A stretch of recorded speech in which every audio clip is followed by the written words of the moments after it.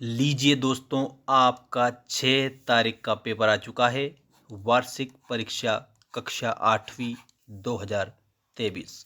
ये IMP question का paper आपकी स्क्रीन के सामने है। सभी क्वेश्चनों के आंसर आपको वेरी बेस्ट तरीके से दिखाए जाएंगे। चैनल को सब्सक्राइब जरूर कर लीजिए फटाफट।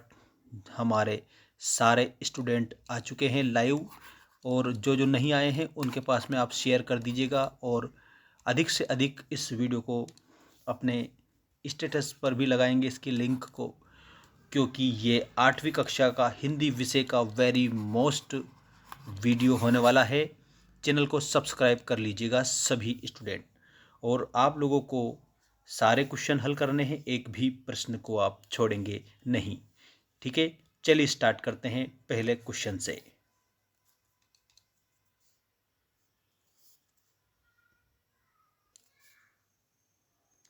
देखिए, प्रख्यात सरोद वादक थे।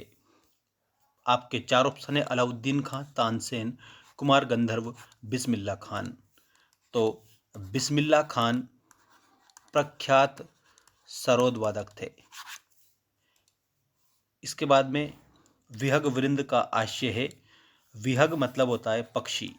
विहग का अर्थ जब पक्षी होता है, वृंद का अर्थ समूह होता है, तो इसका करेक्ट होगा पक्षियों का समूह।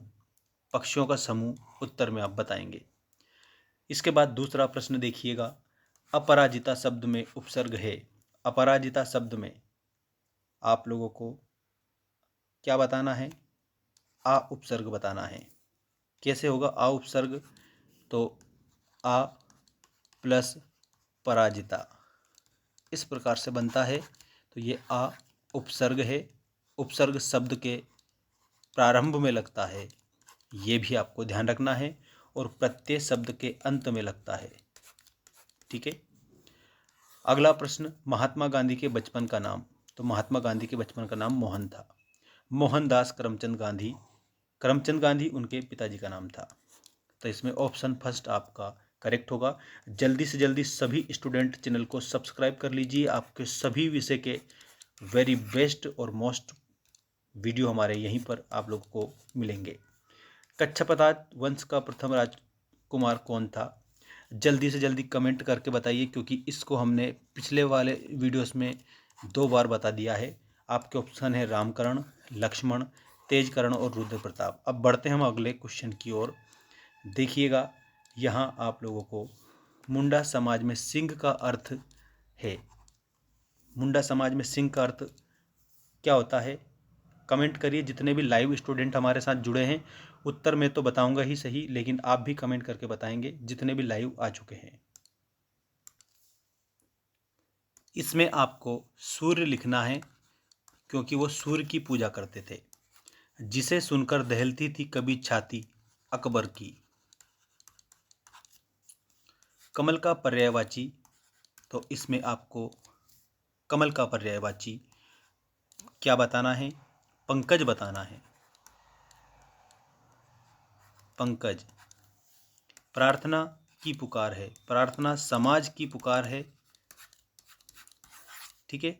बच्चों की पुकार है। ठीक है, ये आप उत्तर में लिखेंगे।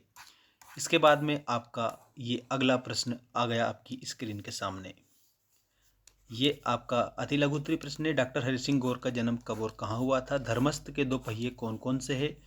मैं आप लोगों को ग्रामर के सारे क्वेश्चन बता देता हूँ। पुस्तकालय शब्द का संधि विच्छेद कीजिए।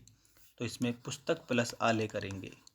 पुस्तक प्लस आलय। निरोग का निहि प्लस रोग, निहि प्लस रोग, इस प्रकार से आप इसे करेंगे। सूर्योदय तो सूर्य प्लस उदय, सूर्योदय। इसके बाद में यहाँ रस दिए हैं।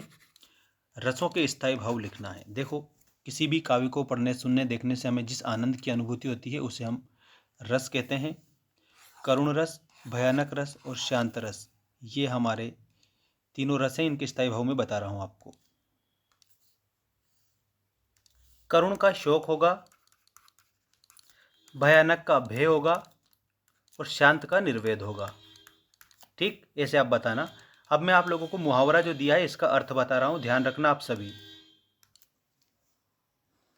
देखिए, पहाड़ टूट पड़ना, इसका मतलब आता है विपत्ति आना या संकट आना।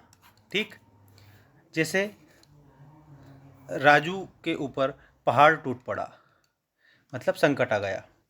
अगला प्रश्न है, सालिम अली ने जिस घायल पक्षी को उठाया था उसकी पहचान मुश्किल क्यों थी? क्योंकि वह ज़्यादा घायल हो गया था, इसलिए उसकी पहचान मुश्किल थी।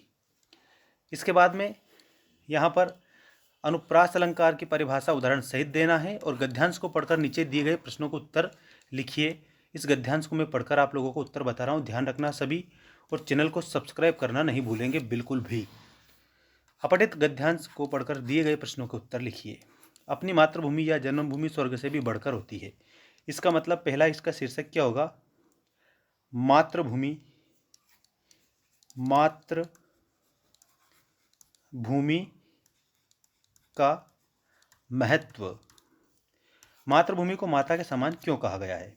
तो याद रखना, अपनी मातृभूमि या जन्मभूमि स्वर्ग से भी बढ़कर होती है। ये सच है कि जिस भूमि में हमारा जन्म हुआ है, जिस भूमि ने हमें हमारा पालन पोषण किया है, वह भूमि हमारे लिए माता के समान है, क्योंकि वह भी माता की तरह ही हमारा पालन पोषण करती है, हमें समान भाव से देखती है। देखो, वह भूमि हमें माता के समान प्रेम करती है, अर्थात हमें विभिन्न प्रकार की जो धन संपदा है वो प्रदान करती है, फसलें प्रदान करती है, ठीक है, विभिन्न प्रकार की भौगोलिक दशाएं प्रदान करती है। वो हमारा पालन पोषण माँ की तरह करती है, इसलिए मातृभूमि को माता माना जाता है। ये आप ध्यान रखना। बाकी ये आप लोगों के और जो क्वेश्चन है इनको आप लोग अच्छी तरीके से याद रखेंगे। याचक दाता नन्ना सत्याग्रही, इसका जो सारांश है वो अच्छे से याद करके जाना आप सभी। और ये मेरा प्रिय खेल, राष्ट्रीय त्यौहार, विज्ञान के चमत्कार और पुस्तकालय का महत्व, ये निबंध याद करके जाना। धन्यवाद। जय हिंद, वंदे मातरम।